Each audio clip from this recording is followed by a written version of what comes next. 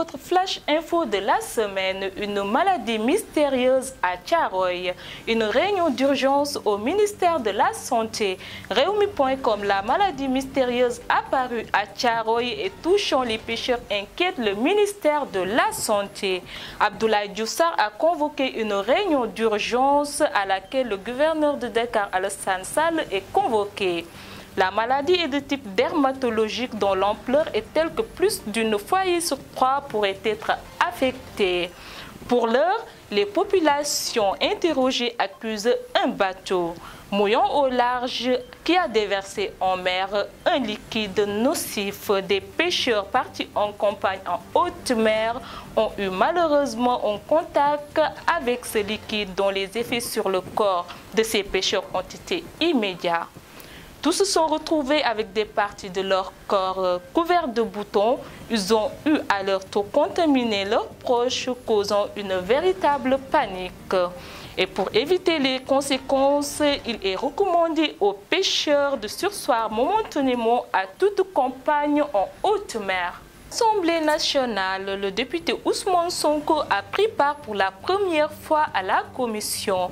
Le marathon budgétaire se poursuit à l'Assemblée nationale. La semaine passée, la commission des finances a examiné et adopté le projet de budget du ministère de l'Intérieur, a rapporté le quotidien LAS, qui vend la mèche dans sa livraison de ce vendredi. Ce fut l'occasion pour le successeur d'Aly Ngouille Ndiaye, Antoine Diome, de faire son baptême du feu dans une atmosphère bon enfant. Il faut signaler que le député Ousmane Sonko a pris part pour la première fois à la commission depuis le démarrage de cet exercice, mais il n'a pas pu prendre la parole. À noter que la commission va boucler son travail ce week-end. Les députés de l'Assemblée nationale auront droit à un break de 3 jours avant le démarrage des plénières le 26 novembre prochain. Grève des transporteurs prévue ce 25 novembre contre les tracasseries policières. L'Union des routiers du Sénégal et l'intersyndicale du secteur des transports routiers ont fait face à la presse ce lundi 23 novembre 2020. Une rencontre durant laquelle les deux organisations comptent expliquer les raisons de leur grève prévue pour le 25 novembre déjà. Elles informent que l'objectif de ce mouvement d'humeur est de dénoncer les tracasseries policières, les immobilisations forcées des véhicules par les agents municipaux, sabots, les abus d'Afrique, pesage. Pénurie d'eau inédite à Dakar pour Alioune Tine. Dakar n'a jamais connu une pénurie de cette ampleur. C'est une catastrophe. Boubacar Camara, invité du grand jury. Il y a une nouvelle opposition qui se dessine avec Sonko, Thierno Alassane Sall et nous.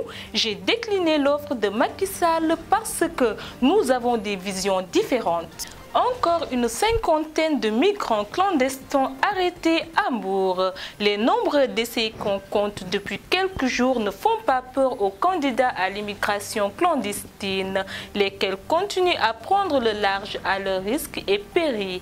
Mais jeudi dernier, informe-t-on, les éléments de la gendarmerie de Mbour ont mis la main sur une cinquantaine de candidats qui voulaient rejoindre l'Eldorado à travers des pirogues. Ils ont été arrêtés alors qu'ils étaient en réunion préparatoire pour les modalités du voyage. Les éléments de la gendarmerie informés suivaient depuis quelques jours leur moindre mouvement. Il y a parmi les candidats des mineurs et des convoyeurs. Ils sont tous présentement en garde à vue à la gendarmerie de Mbour pour les besoins de l'enquête.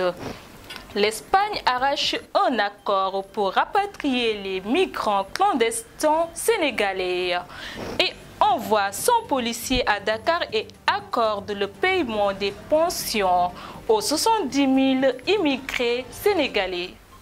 Aux activistes et jeunes politiciens, Badara Gadiaga prévient, l'indiscipline ne passera pas dans ce pays. Prendre des pirogues pour aller en Europe n'est pas la voie recommandée. Ceux qui meurent dans ces voyages se suicident. Réagissez. Serigne Bass Abdou Khadre Mbacké qui s'adressait aux candidats à l'immigration clandestine. Des propos qui ont fait réagir Guillaume Maroui Sagna. Comment vous dire que vous vous êtes trompé? Une interrogation de l'activiste qui avait soulevé une vive polémique. À cet effet, Badara Gadiaga a été interpellé sur la question. Le réumiste était l'invité de tout ce discute sur la 2STV Vertu. Nous, la jeunesse politique ou bien les activistes, nous qui prétendons défendre le Sénégal ou l'Afrique, nous devons être sereins. Nous devons savoir qu'au Sénégal, il existe des valeurs et des vertus. Au Sénégal, il existe des hommes qui ont longtemps combattu les colons, rappelle Badara Gadiaga. Pour la jeunesse, quelqu'un comme notre guide Serigne Bass Abdou Khadre qui porte la parole de Serigne Mountakha Bachir Mbacké et qui a une confiance aveugle en lui est un symbole, déclare le réumiste Badara Gadiaga, de rappeler les responsabilités qui pèsent sur la parole du khalife des Mourides qui après est une fierté pour la jeunesse. C'est le khalife qui lui a demandé de parler en son nom, fait-il savoir. Actualité sportive, Alioune Sarr fait ses adieux au CNG. Je rends grâce à Dieu le Tout-Puissant. C'est une occasion pour moi de remercier tous les ministres depuis mon élection à la tête du CNG de 1994 à Matar Ba qui ont eu confiance en moi. Une pensée pieuse à mes collaborateurs qui ne sont plus que Firdausi, soit leur demeure. Euro 2021, un an après le tirage, on connaît enfin les groupes de l'Euro.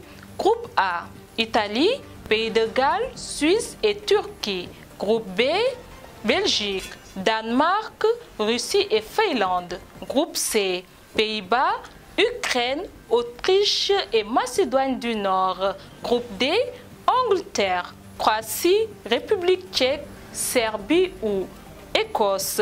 Groupe E, Espagne, Suède, Pologne et Slovaquie ou Nord-Irlande. Groupe F, France, Allemagne, Portugal et Hongrie ou Islande.